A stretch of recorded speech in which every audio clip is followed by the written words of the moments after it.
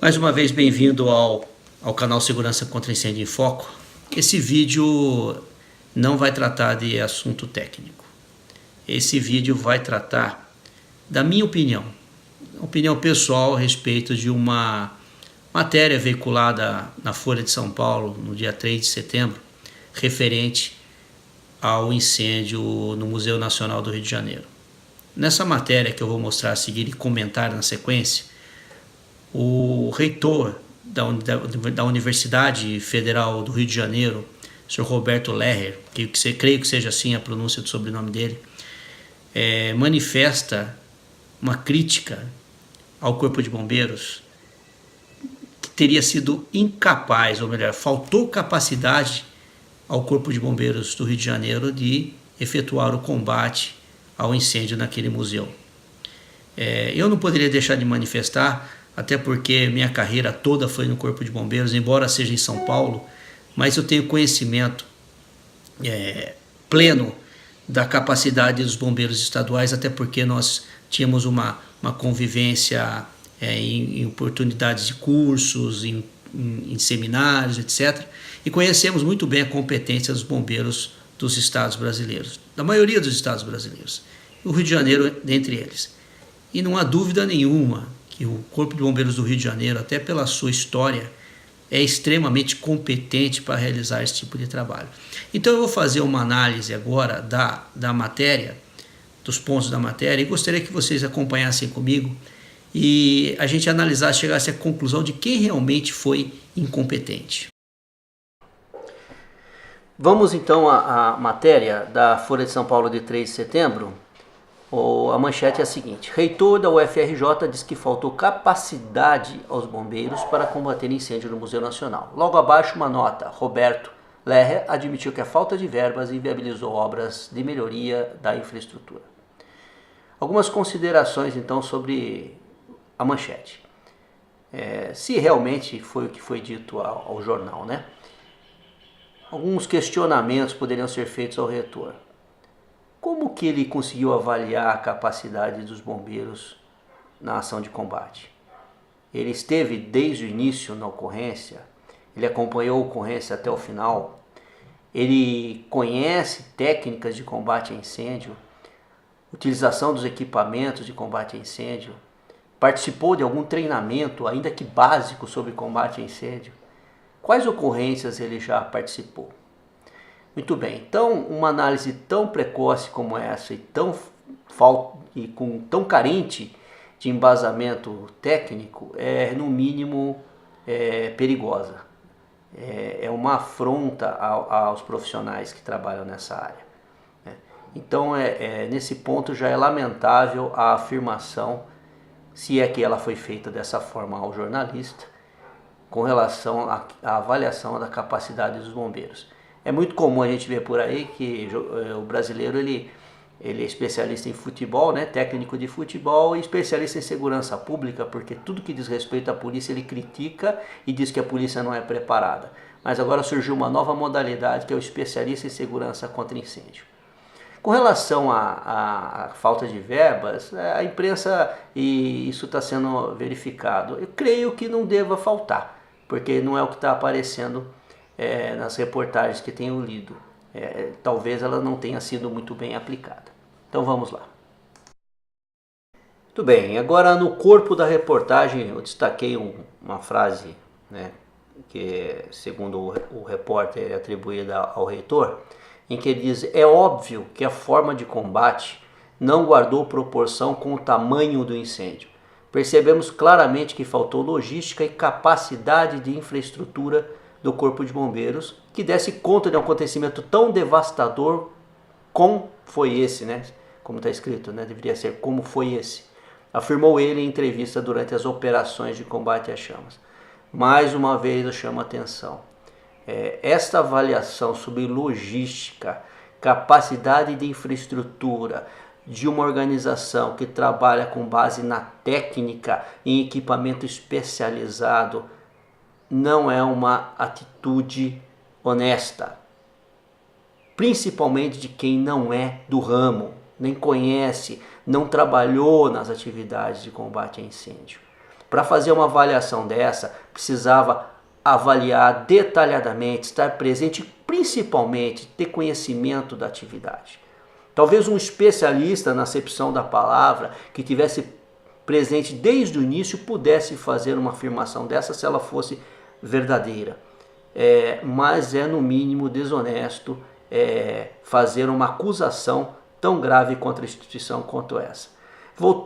Lembro no vídeo anterior que eu tratei justamente de segurança contra incêndio em museus e prédios históricos, onde a gente citou a necessidade de termos hidrantes públicos, ou melhor, hidrantes urbanos, que pudessem atender a demanda em ocorrências como essa.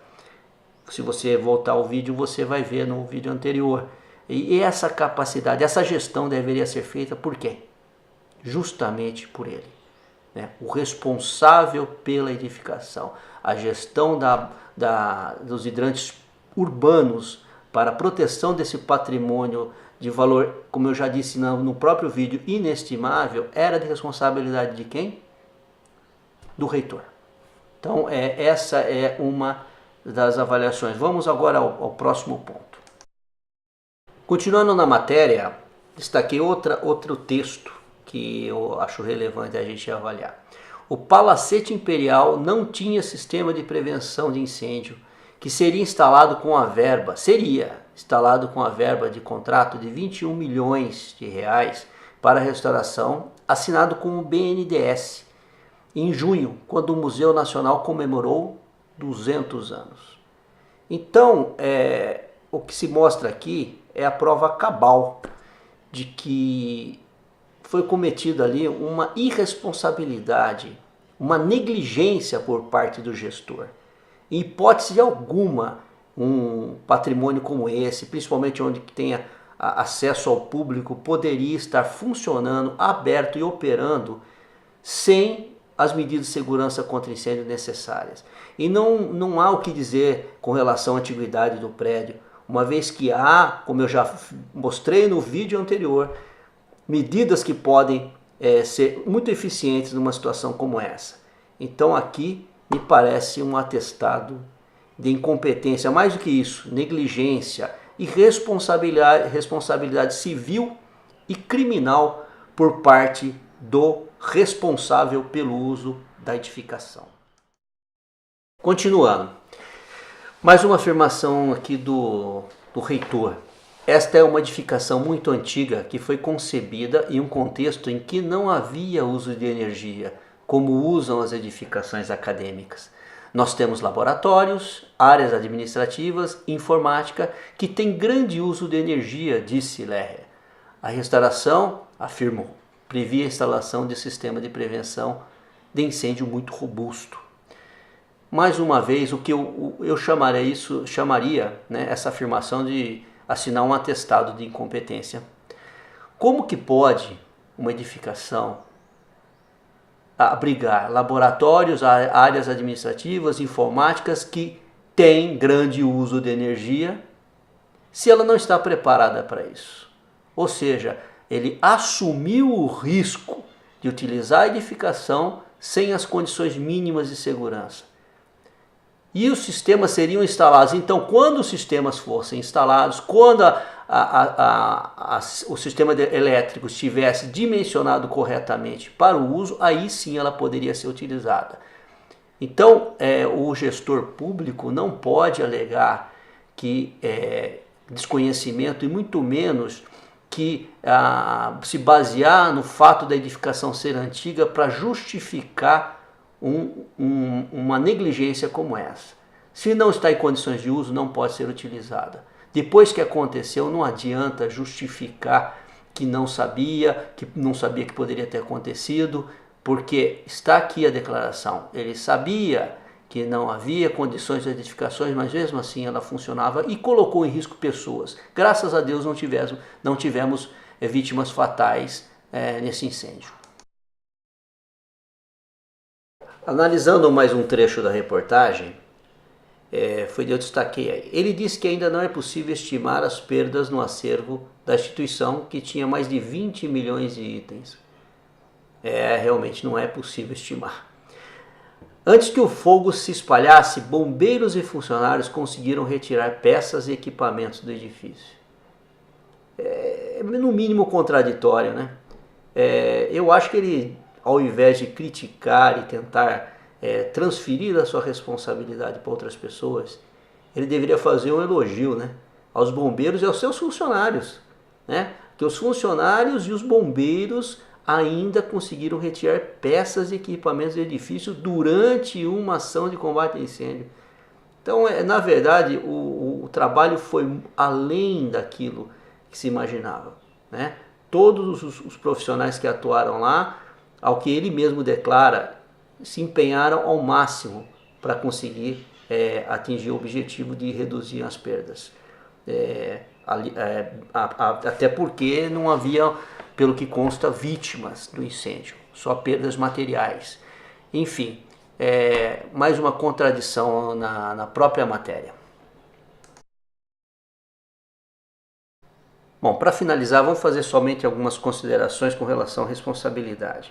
Embora se trate de uma legislação local, estadual, convém a gente falar aqui sobre a legislação que vigora no estado de São Paulo, né? O decreto 56.819 de 2011, ele estabelece uma responsabilidade objetiva nesse caso.